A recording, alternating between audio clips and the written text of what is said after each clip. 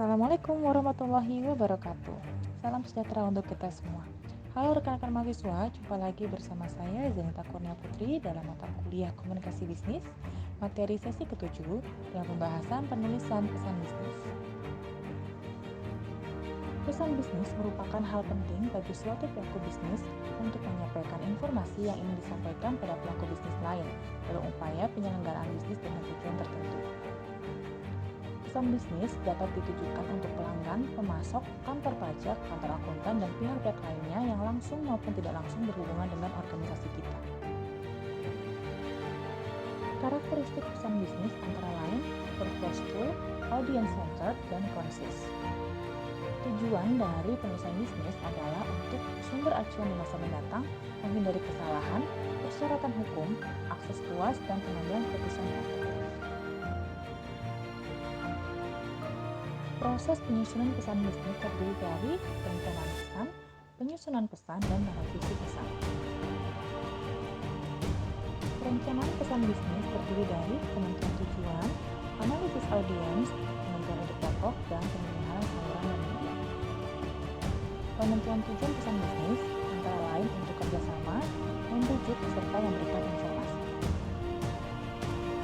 Analisis audiens didasarkan pada pengembangan profil audiens, mengenali penerima primer, menetapkan tujuan dan komposisi audiens, mengukur tingkat pemahaman audiens, memperkirakan reaksi penerima, memenuhi kebutuhan informasi audiens, dan memuaskan kebutuhan emosional dan praktis audiens.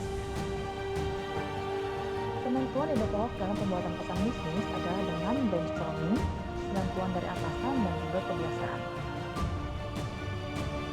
Pemilihan saluran dan media menggunakan oral communication maupun written communication.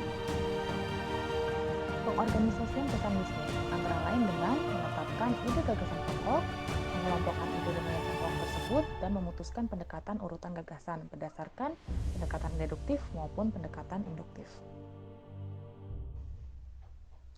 Memformulasikan pesan bisnis yaitu dengan mengendalikan gaya dan nada bicara serta mengembangkan paragraf yang logis.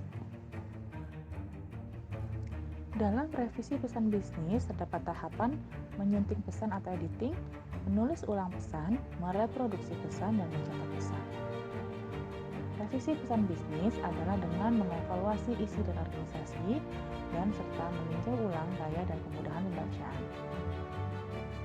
Memproduksi pesan yaitu harus berdasarkan konsistensi, seimbang, terkendali, serta adanya rincian. Selanjutnya, kita akan membahas mengenai korespondensi. Korespondensi berasal dari kata correspondence dalam bahasa Inggris yang berarti hubungan yang terjadi antara pihak-pihak yang terkait.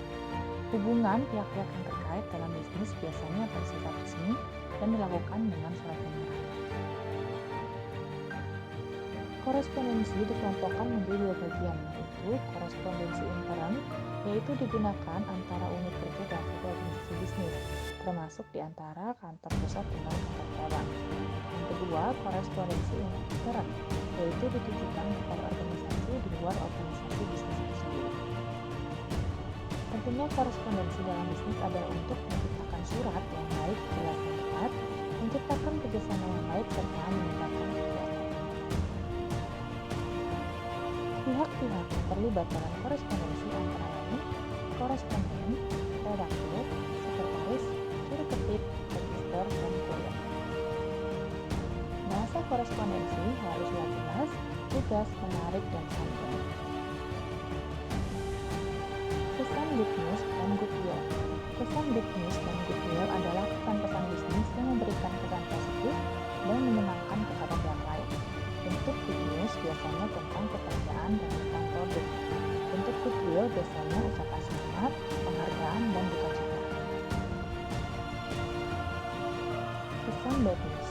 Kabar buruk terkadang dihadapi oleh perusahaan, baik berupa penolakan, menerima kabar buruk, dan keluhan untuk perusahaan.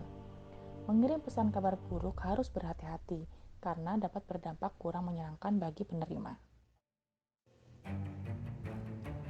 Dua pendekatan dalam menyampaikan kabar buruk, yaitu pendekatan langsung dan pendekatan tidak langsung.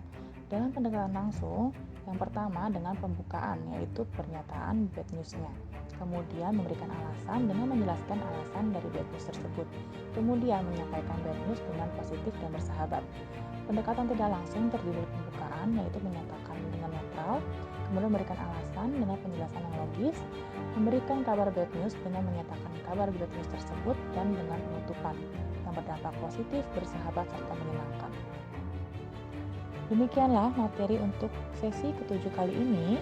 Jangan lupa teman-teman membaca kembali modul serta materi yang tersedia pada sesi kali ini.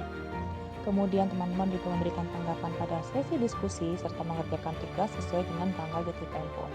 Thanks for watching. See you on next video. Jangan lupa subscribe, nyalakan lonceng, share, like, and comment.